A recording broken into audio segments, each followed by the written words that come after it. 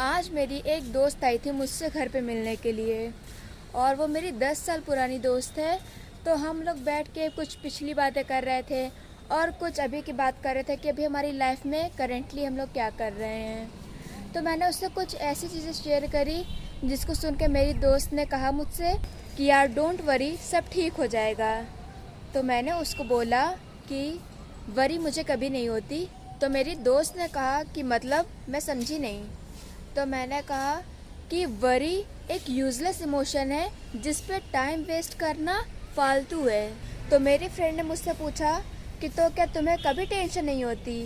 तो मैंने कहा कभी नहीं। फिर मैंने उसको समझाया कि देखो, अगर हमारी लाइफ में कोई भी इशू हो जाता है या कोई भी प्रॉब्लम आ जाती है तो हमारे पास दो चीज़ें होती हैं, या तो हम उस चीज़ को लेके कुछ कर सकते हैं और या तो हम नहीं कर सकते हैं। अगर हम उस चीज़ को ठीक करने के लिए कुछ कर सकते हैं तो हमें अपने पूरे एफर्ट करने चाहिए और हर वो पॉसिबल चीज़ करनी चाहिए जो हम कर सकते हैं। पर अगर हम उस चीज़ को लेके कुछ नहीं कर सकते तो हमें उस सिचुएशन को एक्सेप्ट कर लेना चाहिए, क्योंकि इस तरह हम दोनों ही सिचुएशन में जीत जाते हैं।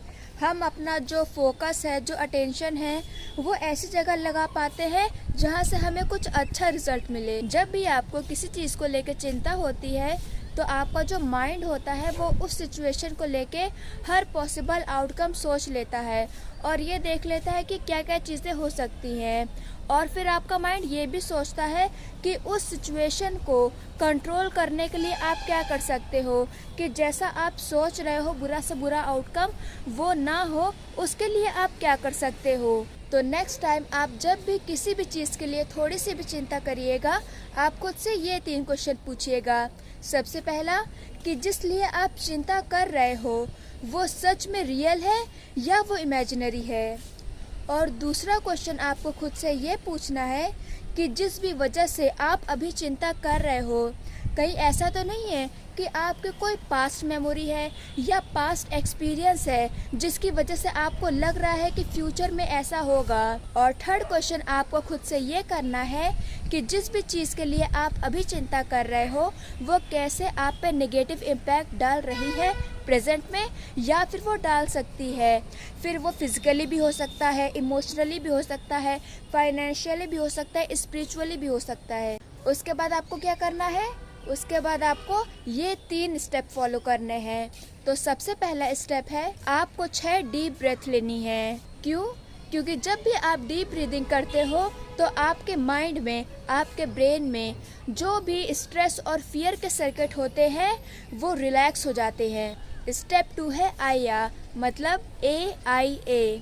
तो सबसे पहला ए हमारा आता है अवेयरनेस के लिए।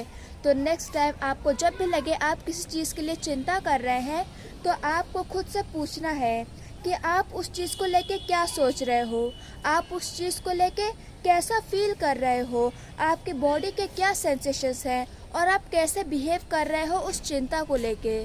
और फिर आता है आई, जो कि होता है इंटेंशन के लिए। तो उस चिंता की सिचुएशन में आप क्या इंटेंशन सेट करते हो ये बहुत मैटर करता है कि आप अपना फोकस और अटेंशन आप कहाँ पे फोकस करना चाहते हो। आपको अपना सारा अटेंशन और फोकस इस चीज़ पे लगाना चाहिए कि जो आपका स्ट्रेस है और जो आपका फियर है वो चला जाए। और फिर हमारा लास्ट डे आता है जो कि होता है एक्शन के लिए। तो आपको ये सोचना है कि अभी आप कौन सा एक एक्शन ले सकते हो अभी जस्ट नाउ, जो कि आपको इस चिंता से बाहर निकालने में हेल्प कर सके।